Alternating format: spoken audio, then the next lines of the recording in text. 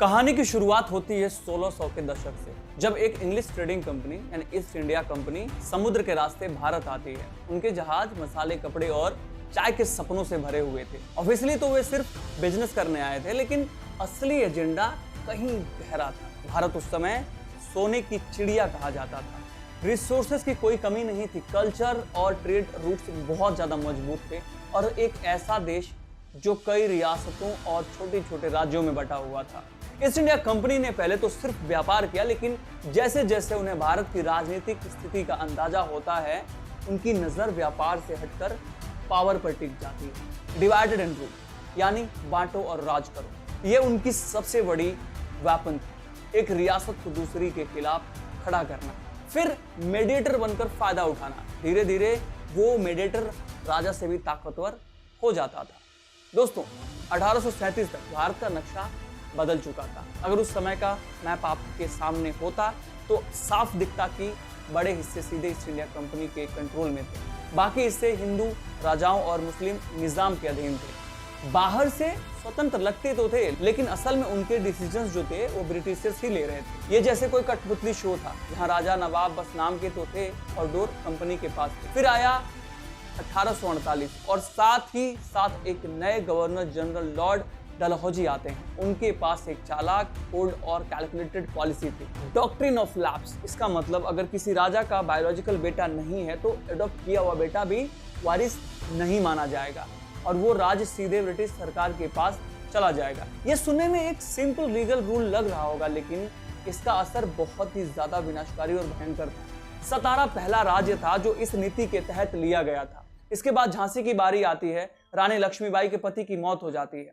उन्होंने एक बेटे को गोद लिया, लेकिन ब्रिटिशर्स ने कहा एडॉप्शन मान्य नहीं होगा और झांसी छीन ली जाती है। इस तरह अवध को भी 1856 में मिस गवर्नेंस के बहाने ले लिया जाता है। सोचिए, सदियों से चले आ रहे राजवंश एक कागज की पॉलिसी से खत्म हो रहे थे। लेकिन गुस्सा सिर्फ राजाओं तक सीमित नहीं था। ब्रिटिश आर्मी में भरे पड़े थे इंडियन सिपाही। संख्या में इतनी ज्यादा थे कि ब्रिटिश सोल्जर्स के लगभग 6 गुना ज्यादा। इनकी यूनिफॉर्म चमकती थी, डिसिप्लिन बहुत कड़ा था, लेकिन रिस्पेक्ट लगभग जीरो।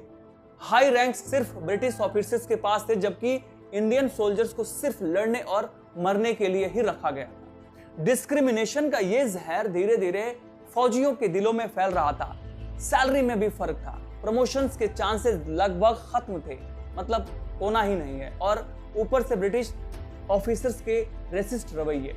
एक सोल्जर के लिए सबसे बड़ी इंसल्ट तब होती है जब उसे अपने ही देश में सेकेंड क्लास सिटीजन की तरह ट्रीट किया जाता है।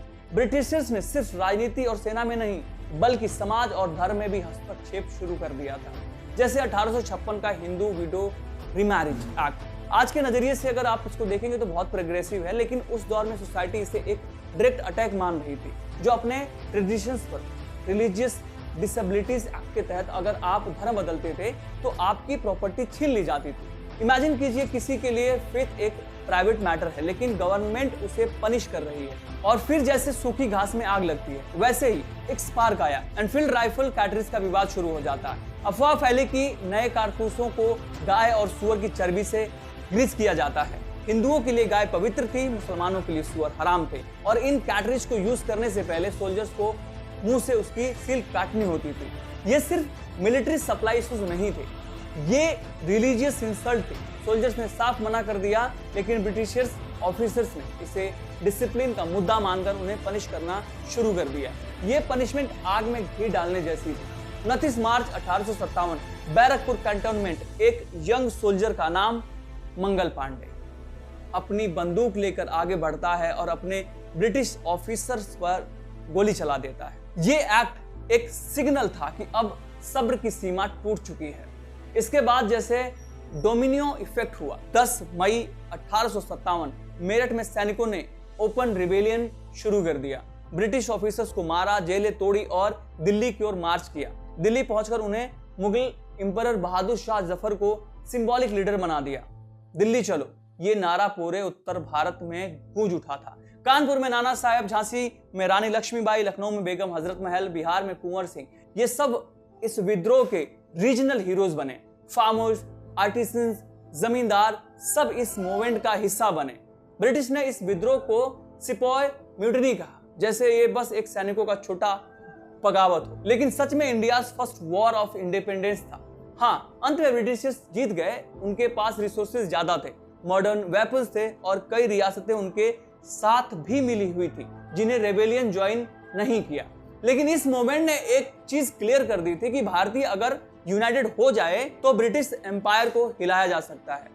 यही वो बीज था जिसे आगे नेशनल मूवमेंट उगा, इंडियन नेशनल कांग्रेस का जन्म होता है। लीडर्स जैसे बाल गंगाधर तिलक, लाला लाजपत राय, गोपाल कृष्ण गोखले सामने आए और फिर आगे चलकर महात्मा गांधी ने नॉन वायलेंट मूवमेंट चलाया। सुभाष चंद्र बोस ने आजाद हिंद फौज बनाई। 15 अगस्त 1947 वो सुबह जब तिरंगा आसमान में लहरा रहा था और 200 साल की गुलामी खत्म हो चुकी थी। लेकिन इसकी जड़ें, इसकी पहली चिंगारी कहीं ना कहीं 1857 में ही पड़ चुकी थी।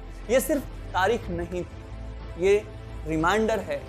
आज जो आज़ादी हम खुली सांस में हवा और सांस लेकर महसूस कर रहे हैं, वो हजारों बलिदानों की कीमत पर मिली थी। फ्रीडम कोई गिफ्ट नहीं था, ये ब्लड, पसीना और एकता से खरीदी गई थी।